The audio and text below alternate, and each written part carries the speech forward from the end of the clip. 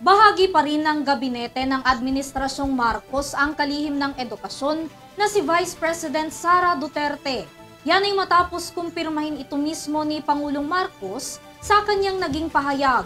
Ang kabuuan ng balitang yan sa aking report. Matapos ipahayag ni Pangulong Ferdinand Marcos Jr. na mananatiling bahagi ng kanyang gabinete si Vice President at Education Secretary Sara Duterte, sa kabila ng ilang panawagang tanggalin ito bilang kalihim ng kagawaran ng edukasyon, gayon din ang kamakailang naging pahayag ni First Lady Liza Araneta Marcos tungkol sa umano'y saloobin nito nang dumalo ito sa prayer rally ng kanyang ama sa Davao. Nagbigay naman ng pasasalamat ang pangalawang Pangulo sa patuloy na pagtitiwala na ibinibigay sa kanya ni Pangulong Marcos. Sinabi rin itong makakaasa ang buong DepEd gayon din ang mga guro at non-teaching personnel na patuloy siyang maglilingkod ng tapat para sa kinabukasan ng bawat mag-aaral.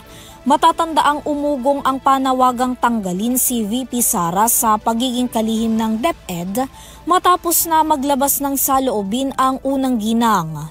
Gayunpaman binigyang diin ni Pangulong Marcos na hindi maaapektuhan nito ang trabaho nilang dalawa bilang pangalawang Pangulo at Pangulo ng bansa.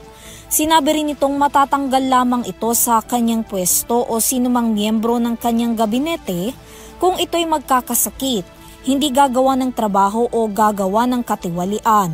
Samantala, una nang nagbigay ng pahayag si VP Sara hinggil sa naging pahayag ng unang ginang.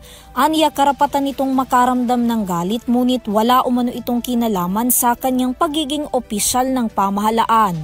Nasa pagitan na daw nila ni Pangulong Marcos ang pag-uusap at mga hakbang na kanilang gagawin. Samantala, sinabi naman ni Senator Cynthia Villar na dapat hindi na nagkakaroon pa ng iringan sa pagitan ng unang ginang at sa halip, gumawa na lamang ng mga proyektong makakatulong para sa bansa. Para sa UrTV News, Vanessa Cleofas sumasaludo sa bawat Pilipino.